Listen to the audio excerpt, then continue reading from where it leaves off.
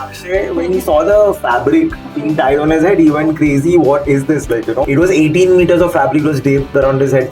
There's an action, so we had made some 16 of the same saris to be worn by him and his stunt double. Yash Raj film has an entire go down where they have saris kept in Chandni days. I generally don't like doing it, but it comes to me in a way because it's a part of the film. Ego though is a part of being in this industry, whether it's in Bollywood or whether it's in South. I love working with Kangana because she's one actress whom I think you can do number of various looks on her and she just makes it look so real and correct. There were times when Vicky also used to be like, oh my god, bus, kitna tum dale ho? He's like, I'm looking at a jewellery store.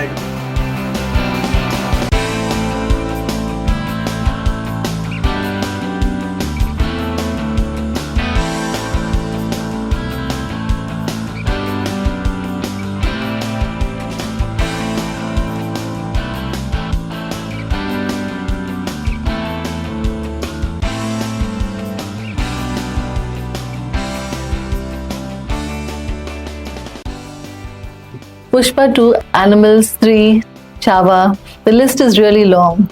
He's the man why the stars in these films look so well. Say hello to costume designer Sheetal Iqbal Sharma. Hello. Hi. Welcome to the Rediff Podcast.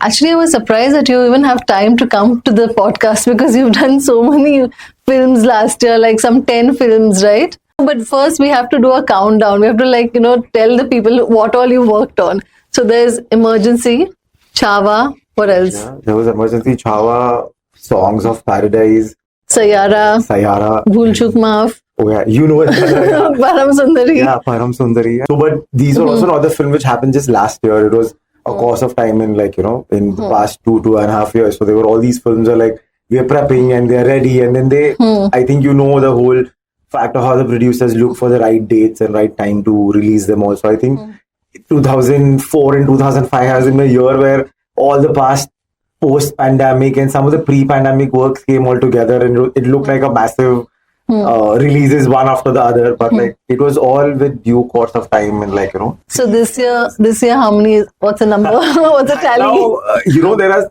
some 3 to 4 films which are ready to release, but I don't know when they will release, and I'm currently working on 2 projects, so you can imagine. So 4 backlog and 2 the current one. So again, so I don't count it because I don't remember that way as a count. But yeah. So when was the last time you had a good night's sleep? I generally sleep for 2.5, 3.5 hours a day.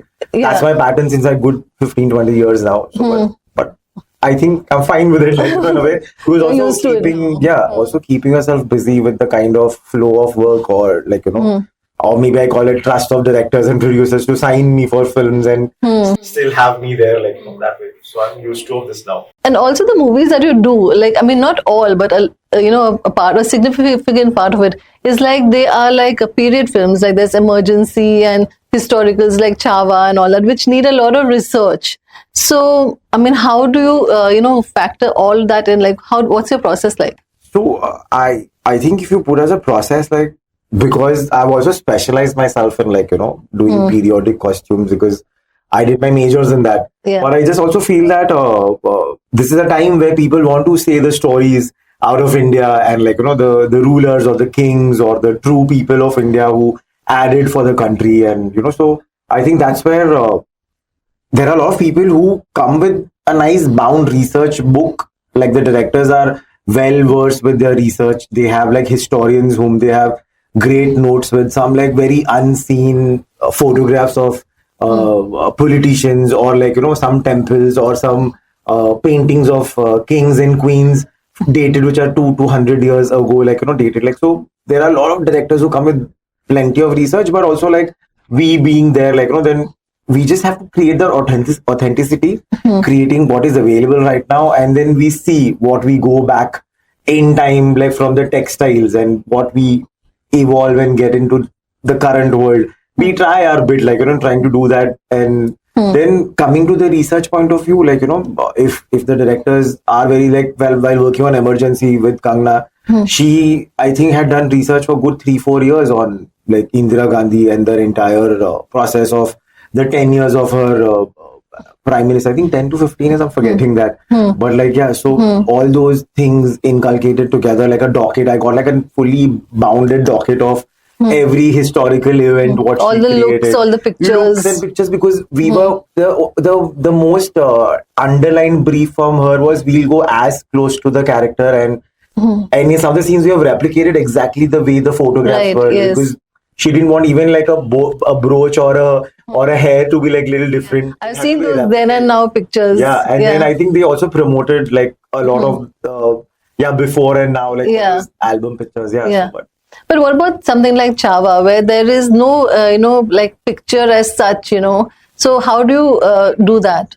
now when it comes to Chhava, that I would say that there were like brilliant 3 to 4 historians whom we met, and considering Lakshman Uttakar, like he belongs to the entire Raigad Ratnagiri belt, and like Right. he knew the entire Shivaji is the Maratha, the Raja of Marathas, that culture. He again, like the whole process where he made it so simpler, that he made we didn't just switch to the history of Sambhaji Maharaj. We went into the history of Shivaji, Jijabai Mata, and everyone's like so we started from Shivaji's history. We came to how the upbringing of Shivaji and how the upbringing of Sambhaji Maharaj without his father, like so he made like an entire, I would say, like a sit and read down history docket of like why he had this kind of mindset to put the Swaraj ahead, like so I think where then we, being as a costume designer, like my team, we actually got into the entire thing of going to Evla,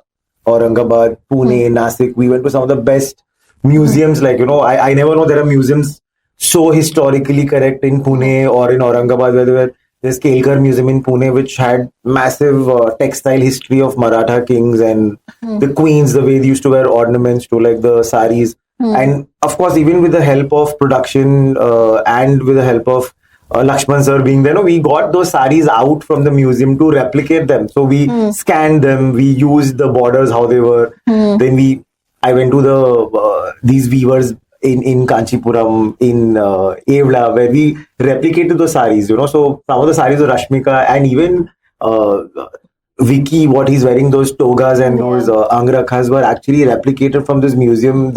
The borders and the embroideries what they used to use. So it became so correct that I think even a lot of historians messaged me saying that that it's so accurate, because they have seen a lot of Maratha history films are made before. What they made, they actually it was actually So Bollywood finally got it right. So they said that it actually looked like what the Maratha culture was. It was never like a muted pastel white tones ever. They were all about colors and like celebratory colors every time, and we showed that like that this is the rooted Maratha culture with people like green, yellow, mustard, pink, maroon, everything. And also like Lakshman sir wanted that grandeur, like which we see like the scale of this. Because also what they say is like back then when the coronation had happened, it was published in the 1600s in England, saying that there's a king who's been coronated in India back then with such a big. So we wanted to show that grandeur of Sambhaji Maharaj. So how what is the challenging bit? The challenging bit is only that we all now have gotten so used to of how we all dress up with a shirt, a pant, a belt. Yeah. Or women just wearing like wearing that finery. Even we questioned. I being like, even when we started making these garments and we realized that okay, like there's just not one layer. They're like an innermost layer, then another toga-ish layer, and then angrakha, then the amount of jewelry, then the turbans, the kind of malas they wore, the khadaus, the jadau necklace, and all. It was all about like making actors feel comfortable. At the same time, we're shooting in the real heat of, like, in Nasik's Vadas and in... but Vicky looked quite comfortable, so... I think that was the whole bit, like, to get them to that space. So, also Vicky being, like, an actor himself, like, he gets into the characters and, like, so he took the juttis and the khadaus what he had made, he took them, he started wearing them 6 months in advance. He started, like, how it feels while you walk. So, he had to massively look like how these wrestlers look. Yeah, so and at the same time, those angrakhas, when you wear it, we have made it a very image of anarkali. Like, they have that kind of silhouette. They look flowy, and also we wanted that body language to look correct. the way the kings would walk. So he was so detailed that he took all these outfits. We made him some 3-4 outfits to get used to it. How they sit in it, how they walk in it, how they have to run in it. So he lived in them, and then he started the shoot. And he actually, when he was doing all his rehearsals and all his readings, he used to wear these outfits. He used to wear those turbans. Then, of course, we had these. There was this guy from Rajasthan. He's a PhD in turbans. We got him involved to get every turban to the most accurate way of putting the weights draped. And I think whether it was Asutosh Rana, whether it was Vineet, whether it was Divya Datta, all these people, when they used to see these silhouettes and the saris and the textiles, where did you get this textile from? So every day with that whole hecticness of dressing up people, and by the end, when they see the scene on the monitor, actors are coming and complimenting, oh my God, the necklace is beautiful, oh my God, this jewelry, the sari, the belt, what they've worn. So, then in the end, you just feel great about that. Okay, something is resonating with the actors. And when it came out, I think people loved it. So when you spoke about turbans, you've done that before in Kesari. And you did that too. I mean, that was like a way more elaborate and, I won't call that elaborate. Kesari one, because this was more detailed Chhava. But what happened with Kesari is because, again, we had photographic reference of Kesari, because it was in the later 1800s, and this we're talking 16th century, no evidence of photographs. So we still had some cinematic liberties from the paintings what we saw in the museums, or when we met the historians, they explained us why the turban had the shape, or why the clergies wore the turban which had the rectangular shape on the side. So there was a reason to everything. But while coming back to Kesari, it was all about tactical gearing up, so because they were up in the terrain of Afghanistan, and there are bombs and rifles and what all things. So it was almost like a helmet for them. So the larger the turban, it was almost like a protector for their head. And then of course they also had long hair back then, so they used to cover it. And even that chakar, what they wore on the turbans, was like a weapon, so it was, everything was detailed and put together through the pictures, what the turban, why so massive. And I remember Akshay going mad. Did it really weigh 6 kilos? Is that true? I was coming to that, because Akshay, when he saw the fabric being tied on his head, he went crazy. What is this? It was 18 meters of fabric was draped around his head. So 18 meters equal to 3 saris. So how long did it take for that drape to happen? Once there were these proper draping experts, where we had a call from Punjab, and of course we did all the rehearsals, and so we timed it. So each turban tying used to take easily on 15 to 18 minutes, and then we had 21 of them, and and of course it's an action thing, so we had body doubles and everything. So it was timed, and everything was accurately put together with the help of the direction team. Okay, this much time for the actors to wear the turbans, the costumes, all the holsters and gear and everything. But I would say that we were shooting in Y with that heat, in the temperature of some 45, 47 degrees Celsius, and all the actors, I used to just say that, with those massive turbans, I could see the sweat almost making the turbans look drenched, from outside. So imagine the amount of level of weight they were carrying. So you must have been sweating even more, because the turbans can't get spoiled, right? They have to last the entire shoot. So we have that process of but the where we take the clothes and it gets dry cleaned overnight, and there's an entire team to do that. But being a war film, so it became helpful that the sweat, the mud, everything, the bullets and everything, that continuity is also a problem. At this point now, we have become so VFX elaborate country, so we used to have these markings on the uniform, on the turbans, and where the bullet piercing will be shown, where the blood will be jutting. I think we did that. Rest everything was handled by the VFX team to give that real effect and all, the bullet hitting and all. Of course, the actors had to enact the hit of the bullet. Yes.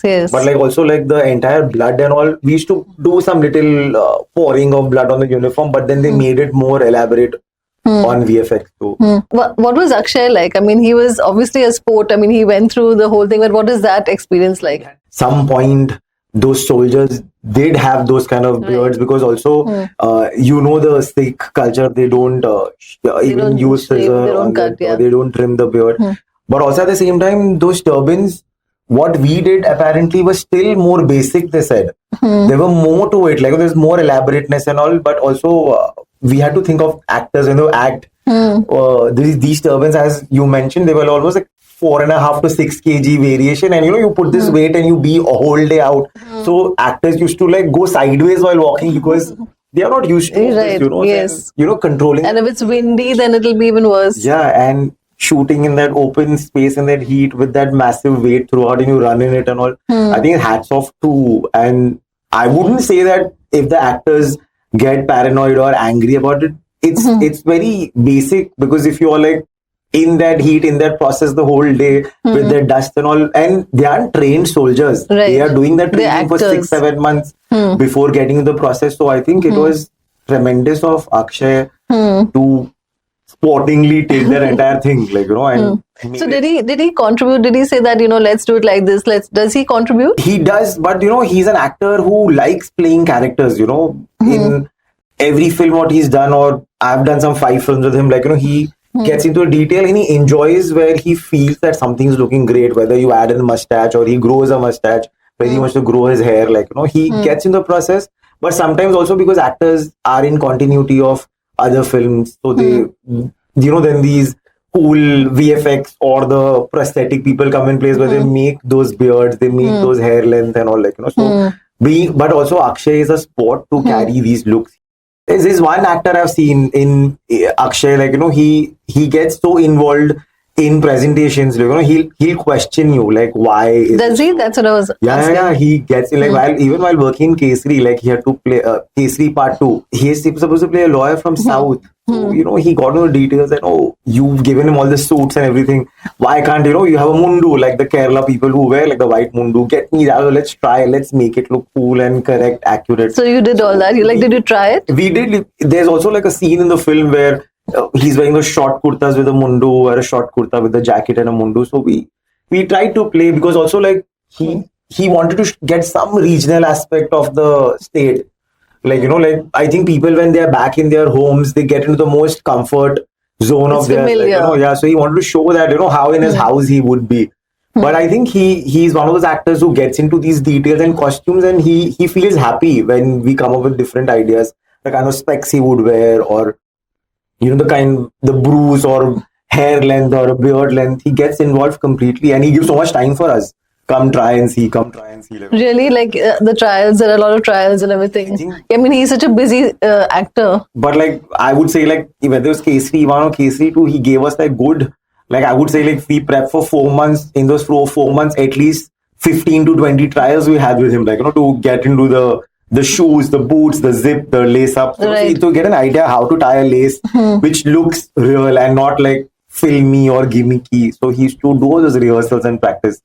Something as significant as a lace that you're saying. Yeah, I think because we had historical photographs and references of that time, so he could, and he got into asking, these boots have metallic rivets or things under the sole, because they apparently used to be in this hilly terrain, so they wanted that grip to walk. So he used to question us, why can't you add that, so I'll get more feel of walking in. So we did all those things, though whether we see it or we don't see it, that's a different thing. Right. But we did, so it looks more authentic and and they feel authentic as well. True, yeah. So coming to directors, when you do period films, you've done films Gangubai with Bansali, and you've done a Manto with Nandita Das, completely contrasting directors. What is it like? What is the difference? For me, working Nandita Das was you've seen these great films while growing up, whether it was Fire to was one of those legendary films, but also I have these 2 massive fan following moments when I met Nandita for the first time. And I got a call that from her team that, Nandita ma'am would like to meet you and discuss a script. And I, in my head, is thinking, it would be a film where I'm supposed to design or style her look or something. And I'm like, okay, great. I go to meet her in a house, and she looks at my IMDb and she's like, you've done such major Bollywood films. Where is art?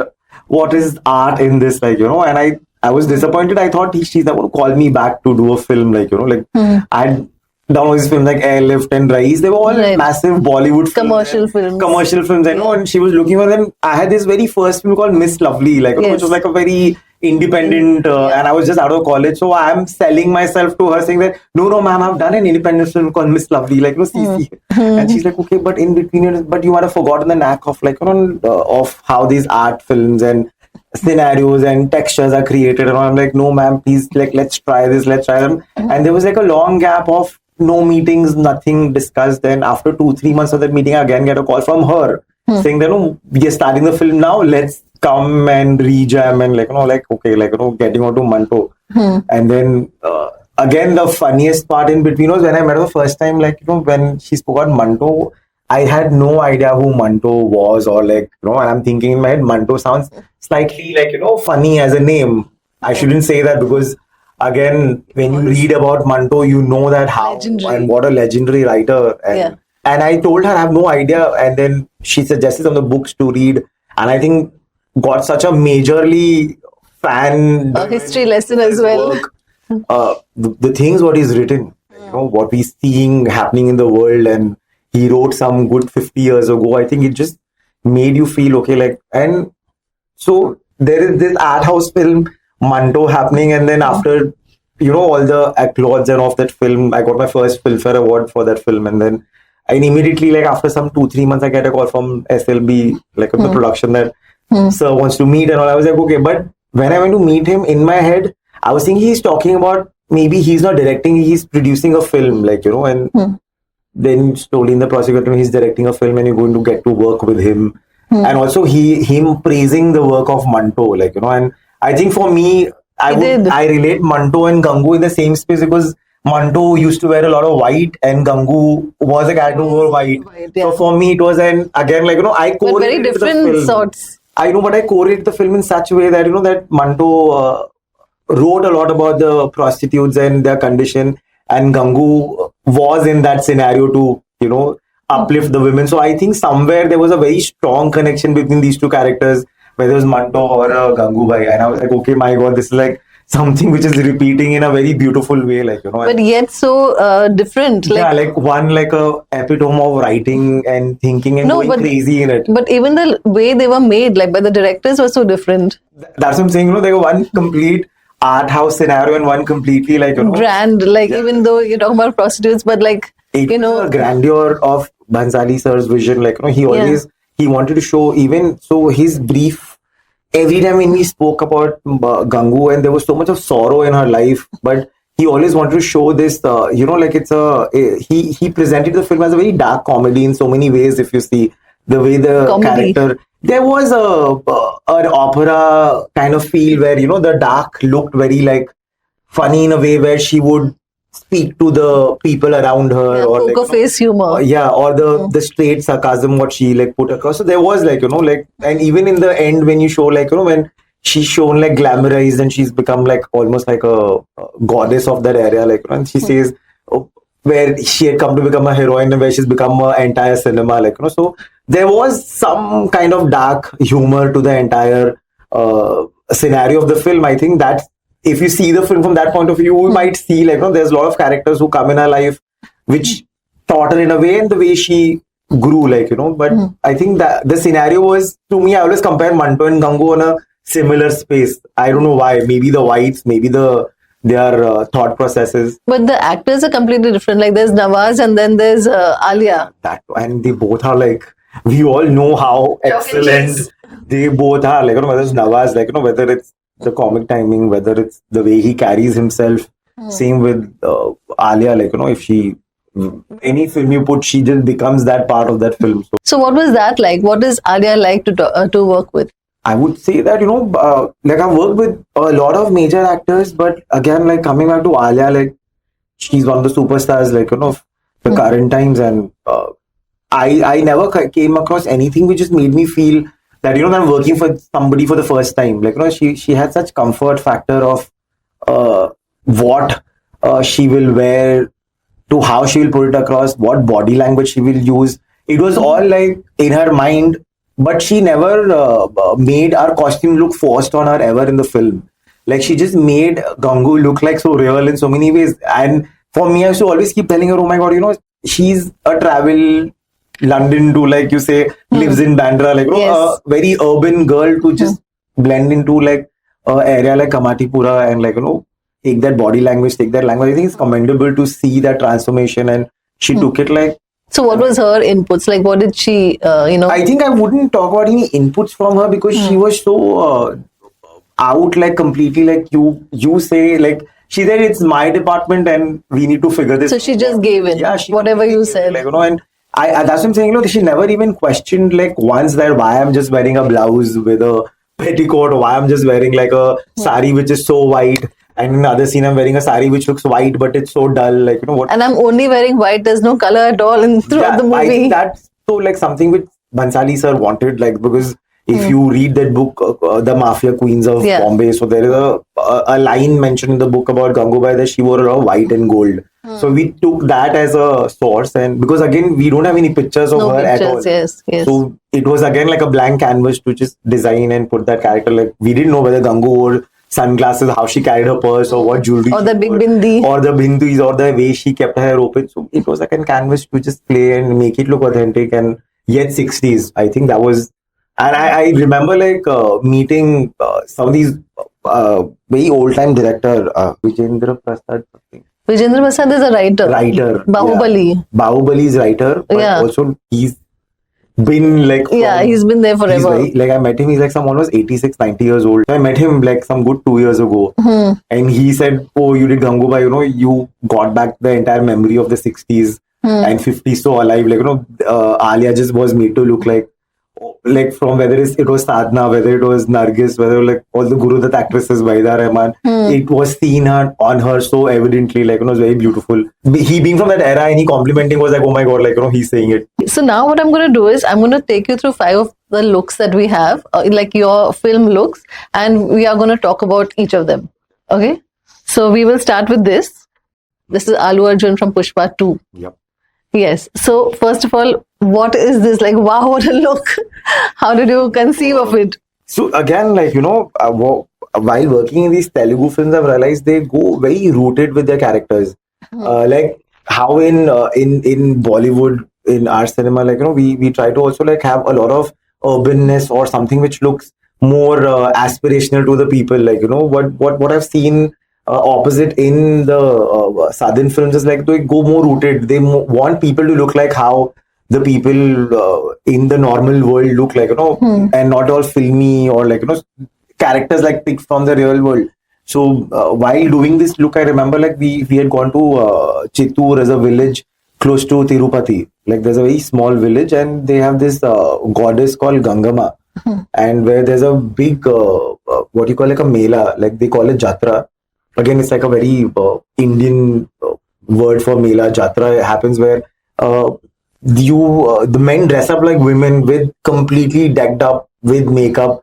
Some of them go with their wives, like, decked up like women into a temple, because it's something which a man has to go and ask for a wish, and it comes to, you have to go through that process to look like, dress up like a lady. With so you went jewelry. And you saw this? So I saw a lot of albums. By the time we reached there to do the research and all, I was meeting all the people, because we showed Pushpa as a village in Chittoor, which is near Tirupati. So I had technically gone to see the entire village vibe. So I was there for good 15 days. So I was asked to go to this temple to just see what all festivals they have and all.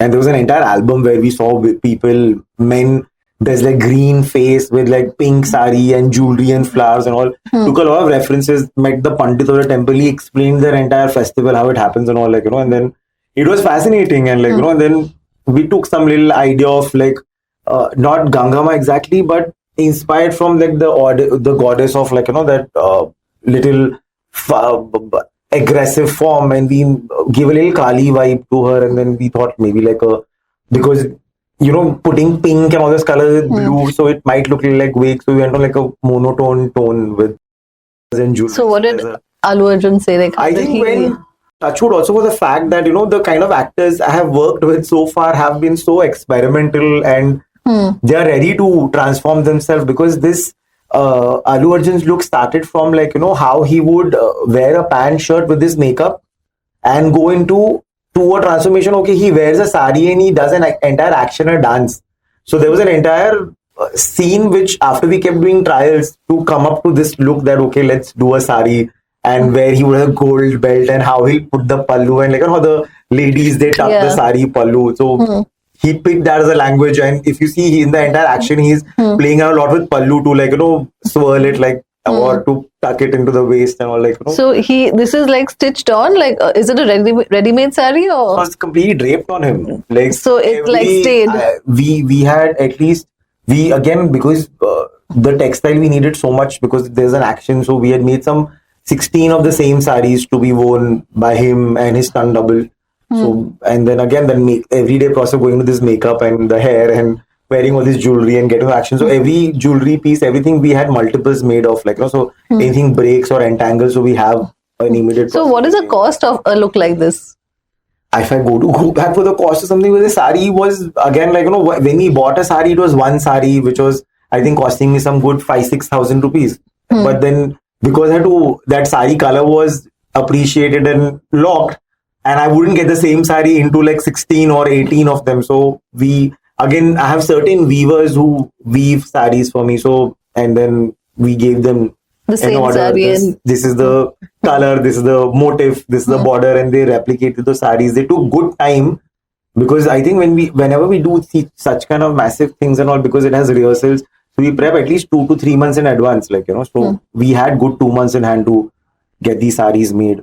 So what happens to the sari when it's when the scene is over, when the movie is shot and done? I think our industry is something which has a lot of waste, which should not be a waste, which can be recycled. Some of the productions do, YRF has an entire like Yash Raj Films has an entire go down where they have saris kept since Chandni days. You still can go and see them. But do they still wear them? Do they still rent them? Renting is another process. But also what we do is if they can if I'm doing a sequence of a wedding sequence, I can go to the go downs and remove all the clothes, whether it was worn by an Anushka or Aishwarya. I can use those outfits now on juniors and secondary characters, and they blend in So Aishwarya's Kachari outfit, someone can just wear it like an extra can wear it or something. Change the blouse, change the dupatta, but has to be kept retained properly so it goes back dry cleaned, hung. Nothing is kept badly. And in some of the productions, it's just a waste. It just goes into waste. It just keeps lying in the go down, decaying, eaten by the rats. Don't you feel bad? There are times when I have gone to certain production offices to look for the previous film clothes to be used, and I have only seen tarts and murky. So only Yash Raj keeps it well. Yash Raj, Dharma, quite a few. Even Maddock retains their clothes so that we can recycle them or reuse them, or sometimes cut a sari and make into a kurta. Things like that, we do that, just not with saris, some of the shirts and all can be redone and put onto some junior artist or some secondary character with a different jacket on top. So we personally put an effort to ask the production, let's use these. But in some places, it's just like a waste and thrown or just given it away and all, in a way. Okay, the next look. This is Tamanna from Aaj Ki Raat from Stree 2. I hate doing so-called, they call it as the producers, they call it item numbers, because you hate it and it keeps coming back to you. So every film I do, there's a song like that. And even audiences, they want that glamorized version because apparently the films do well if there's some song which clicks and all. Even Chhaava, when we were doing a film, they were a song with Nora, a song with Rashmika. So I generally don't like doing it, but it comes to me in a way because it's a part of the film. Yeah. And with Tamanna though, while working, again, we had again a canvas which, if you see Stree 1, there was an entire one scene where Pankaj Tripathi is talking to a girl called Shama. So into Amar Kaushik being a very quirky, he comes with quick ideas and solutions to connect certain things. So he made this quirk character okay, now let's show Pankaj Tripathi has a girlfriend, or he has an affair for years, and that is the Shama I was talking to. She's a performer. So we never took this song as a item number. We wanted to show she's a performer who has been called in the village to perform, but also because the song had such a great music quality and the lyrics and all, it's connected with people, and even putting this outfit together was we were thinking how a Shama can look Shama without shouting that, but then Tamanna makes everything look decent and sober and cool, and she just did that right way. So in these item songs that you do, and generally there is so much of vigorous dance, so what if there's a wardrobe malfunction? Has that happened? So far, like, it hasn't happened because we as designers are also like very conscious of like, that we were making these clothes in certain way. So all the proper like measures before wearing the clothes to after wearing the clothes, the exact packings and where things have to be given like an extra effort to like, that it doesn't rip off or it doesn't like, so those things are taken. It's not happened as yet. And I don't want this to happen at all. I would like, pray that this something like shouldn't happen because it's just so embarrassing, not just for the, it's just like so weird to, like we, as a designer that I haven't put that thought, that something like can happen. And I think it'll be completely something which will come as a blame on our department. So I would be little thorough to not anything like that happen. So what are the things that go wrong? What has gone wrong? What are the emergencies? I would say like going wrong is something to do with like, like the last minute work. What we give me an example. Example would be like, on a running set, a director has come and added a new scene. Which film? If I say that, so the director would know I'm talking about him, no, or her. So I'm just saying like a lot of these things happen on a running set where you're in midst of the scene and we've got to know, okay, the writer has sat with the director and added a new scene with a new something and a new change, and we have to just get it right there in like 2 hours or maybe tomorrow. So we have only one night to procure that and put it together and all. So these kind of things are very common and very generic in our industry. Like whether it's a song, whether it's a new edition, whether it's a actor's overnight thought on a character and I want this anyhow, like, that is, we all go through this. Because also as designers, we work on a very intimate level with actors. We are the ones, like a director has come in, they have narrated the script, they've come on board. Now it's between me and my department, the actor, in the vanity, how we put the things, how we sell the things for them to know that, okay, you're going to look cool, or we have put a thought for you to make you look like that. That's a process because certain actors are very like cool and, they're experimental, and some actors are very conscious. They want Who's experimental? A lot of actors. I would say the experimental names for sure because Alia was great. Like, she never questioned. I love working with Kangna because she's one actress whom I think you can ask, do like number of various looks on her and she just makes it look so real and correct. Like a lot, like, we in Tamanna or like quite a few actors. And who's not? That I would be like keeping as a secret. I would like say it on a podcast for sure. Okay. There are quite a few who are very like conscious and they don't want to be the character, though it's mentioned very evidently in the script. And I would say that I'm not a stylist. I don't put myself as a stylist because I don't understand what styling would be like. I would never be able to say like, because I'm a director's designer, like, I work for the script. So whenever there's been a shaky argument about clothing has always been a part of, okay, this is in the script and I would only follow this. And so there have been those kind of things where you have to deal with a lot of egos. Ego though is a part of being in this industry, like, whether it's in Bollywood or whether it's in South. So everybody comes with massive, like, but I think even if I come with that same mindset, I think I'll never be able to work or progress in what I'm doing. I think egos are something which is, and also actors, I always say that why actors can be like that because also, they are always into the public eye line, like, they are, and I think they need to maintain that level of what they are thinking in their head because that is something which keeps them going. I think, as soon as something looks shattered or something looks like, that it's so quickly pointed to an actor. Right. It is never like a director's fault. It is never like a costume designer or a writer's fault, like, oh, this person did such a bad film. So they're always, I think, so for me, I think actors being edgy or actors being egoistic is something to just put their stardom across, So I think it's psychological. So I never put that as a hindrance. I think sometimes you be nasty and the actor being nasty will never be like able to create something which looks great. Yeah. And I personally would like to put things together in a way where, you come across, a look becomes slightly historical or slightly where people correlate and people reference it. Okay, this was great. So I like to work that way. Okay. I would say that I'm okay by massaging actors' egos. It's okay. It's work at the end of the day. Right. In the end, it's work and we'll try to keep you happy. So this is Vicky Kaushal from Chhava, yes. So we have to get back to this though. I've been lucky that we have been actors who have given that kind of trust.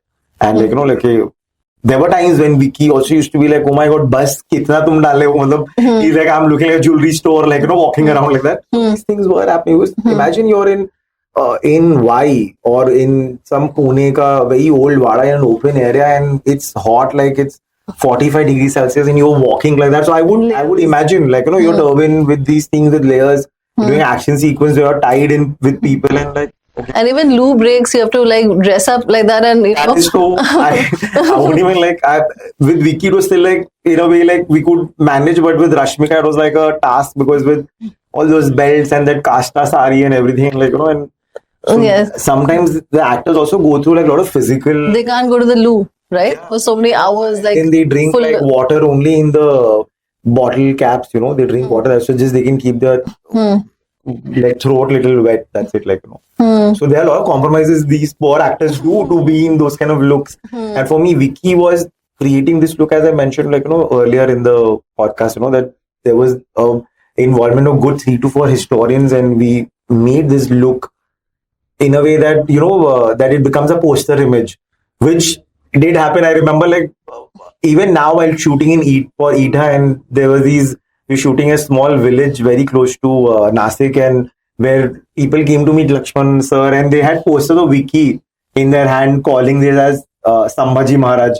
It's such an achievement, like Sambhaji Maharaj got a face. It was a moment, that, okay, Shivaji, like how, and Sambhaji never had like a very accurate, like an image of a poster or something. I think that Vicky has become that. But how much did that look cost? Expensive. It was pretty expensive, I would say that, because a lot of these things also, like, those ghiredar angrakhas were like, so it's not a sari length. So when you getting these kind of things made, or even you're getting these things like calling from the textile point of view, like whether it's Banarasi, whether it's Kanchivarams, or whether it's like, another textile.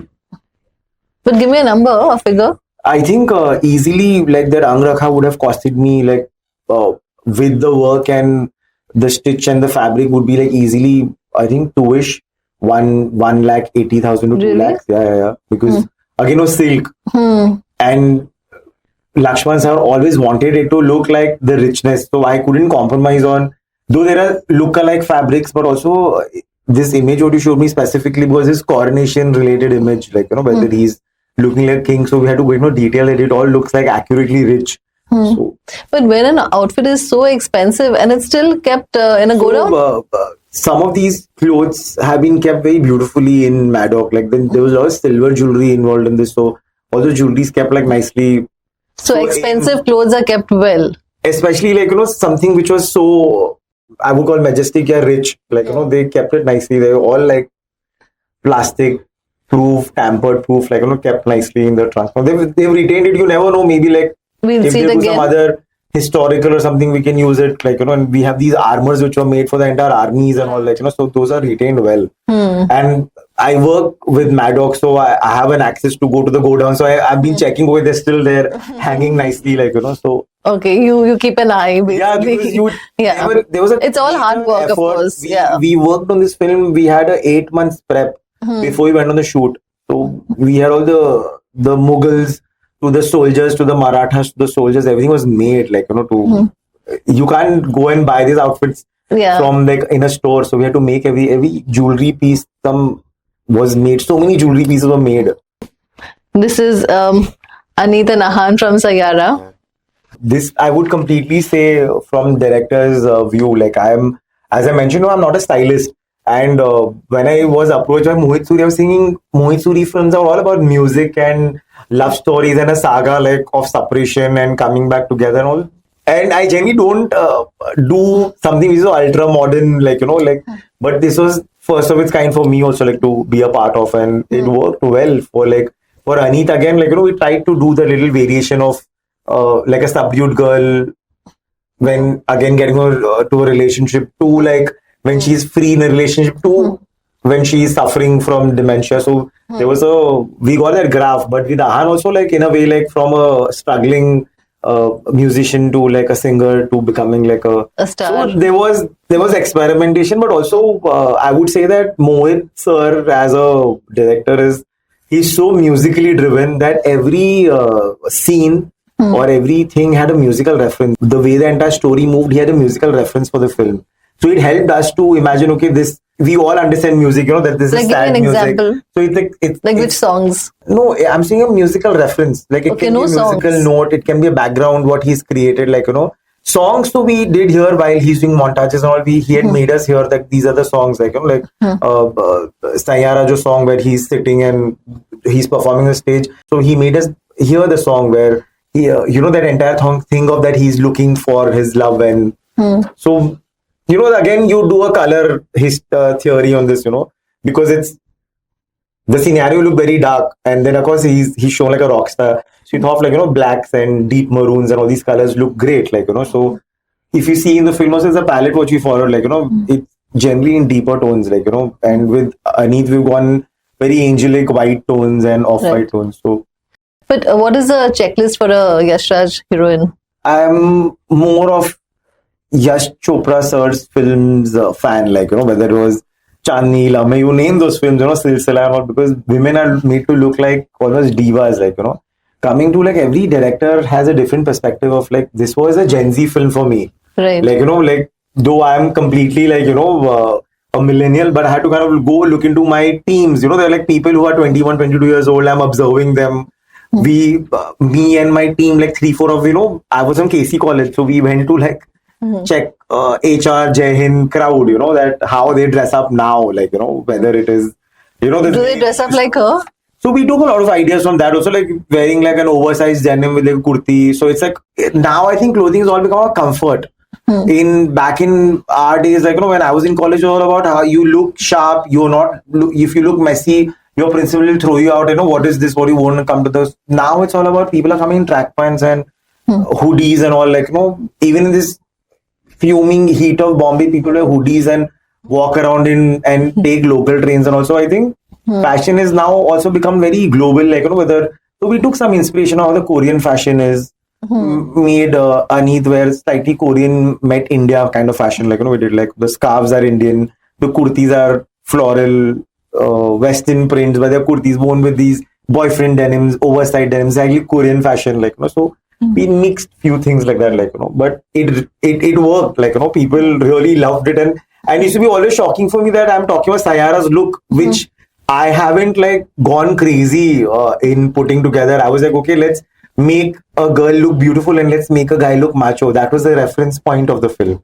And after like Chhava and after all those kind of things, this must be like really, like a cakewalk, but there was a character which had to look right, and it was also I forgot to mention that it was a responsibility that it's a YRF launch, like right. And they wouldn't want their actors to just they have to look good. They have to become stars. Good, it's about they have to look like stars. They can't look like generically, like put together look. Whether it was Anushka in back then, like in Band Baja Barat and all, like I think I've understood one thing, like YRF likes the people to look stand out in the crowd, but look like the normal people, but still stand out in the crowd. I think the personality of the actors also they choose to launch as like great, like in a way. And lastly, this one, Ranbir Kapoor and Animal would be like I would completely say, like it's Sandeep Reddy Vanga, like he's there was a lot of I was the 5th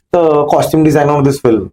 So before me there were at least some 4 of them who were like asked to leave. Like while the prep. What pressure? Like, yeah, so when I came to meet, he also met me like just another one. He might have come for a week and maybe with his temperamental things and all, I'll also leave the project and all these things. But I think it was so strange that we gelled so well that right now I'll work on Spirit also. He's called me, though I'm not working on Spirit, but he's asked me that you be the part, and then I couldn't with the dates and all those things because it's a big film. And but I've retained that I'll be a part of Animal Part 2, the Animal Park. Yeah, I will be like part of it. But yeah, like again, like I think I came on board. We were only 15 days away from the film shoot to start. So me and my team, and we had this whole pressure and the kind of stories which people had mentioned about like Animal and the way the director will come across, but it was all opposite. Like, I think at T series people still tell me like, oh my god, you're the only designer whom he's asking for. Like, that in my next project also I want him. I'm like, oh, that's a great thing. Like, I'm like, but what was that like? I mean, designing Ranveer's look. What did you all think of? I think any costume designer would be like, it's a dream, like, to dress him up, because when you put into a superstar category, like who can make things look real, authentic, it's him. Like, he has an entire star persona that he just walks in and everything looks accurate. Whether he's even wearing a basic black t-shirt with jeans, looks like, he looks like a star. Yeah, he can be like in slippers and he can look like a star, so he has that personality. So for us, it was so easy to style him because he has that persona, but I think also to make him look what he is, because he's always been such a, he's always shown such a good boy, a very good boyfriend, a mad lover, or like, a very cool brother. They've all, and this is a film what is an antagonist, like, he's almost negative. He's like completely like a mad, quirked up, or I wouldn't call quirk, like, but a masculine guy, like, so it was, we had to show those, the traits in his look and the garments what he wore, like the leather jackets or the monotone suits, the blazer without the top, like, things like that. We tried, like, even going in an action sequence wearing like just the chadra with like a kurta. It's a very Punjabi thing to do, but Sandeep had this whole thing that, we should make it look so ultra masculine, whether he sitting on this bullet which has, some 50,000 bullets at one time, how it can look massively like, like a benchmark style. Even he said his thing used to be like, it should be like how, there were these benchmarks, Gabbar Singh became a fancy dress outfit, or a Jhansi Ki Rani, or like, so this should become like a, which became like, people were dressed like on Halloween and all, like, and like, it's like, wow, that's so cool. Like, I strangely feel there's a great thing between whites. I always feel like, how this was white, it became like the Gangu's white became like a, like, completely like a thing where people wore it and they're going and you recognize it immediately. Yeah, and like, so there was somebody made like a poster cutout also and tagged me with Gangubai look and him in that white kurta and chadra, both husband wife, like, so these things just gives you like, high, like, okay, like people are noticing and recognizing. Like. And Ranveer must be very experimental. He must be open to all of this. Again, like, he's fully like a director's actor, and we had this whole canvas again to play, and there might be like once or twice he might have asked like, this is a wrong fit or whatever. Like, otherwise he's like, I want the clothes to, he never demanded anything. He's like, the clothes should look rich and it's your department, you figure.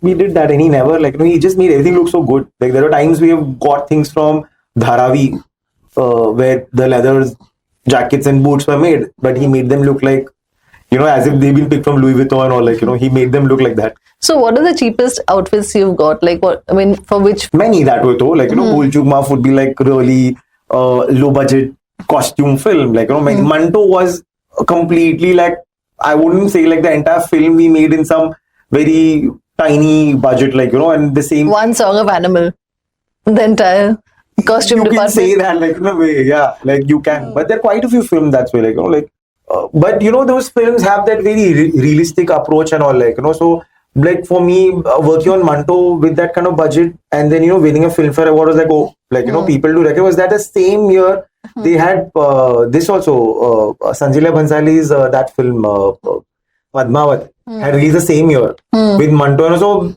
you get nominated, that you're just a nomination and then you're there and you are called to get an award. I was like, oh my God, this is like crazy. Like, they recognize a small film with very like, authentically cool costumes. They recognize the effort behind it. So then that was like a nice point to kind of think, okay, like people say whatever, but things are authentic still, like, in a way. So what can we expect, forthcoming from you?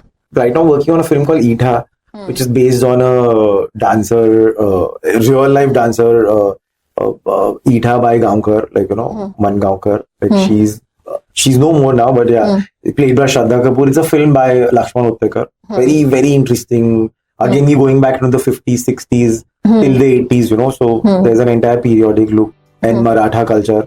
Then I'm working on Shakti Shalini right now with Maddock. It's the Maddock universe. There's a part of that with Aneet again, like I'm working on. Then there's one film going on in South with Prabhas. It's called Fauzi. So that played it.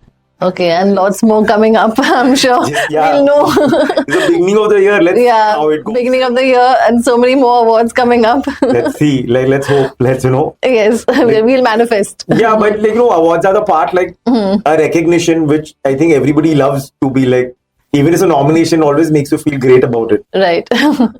Okay. So thank you so much for coming to our podcast. Thanks so much. I hope you enjoyed yourself. It was great. Yeah, thank you.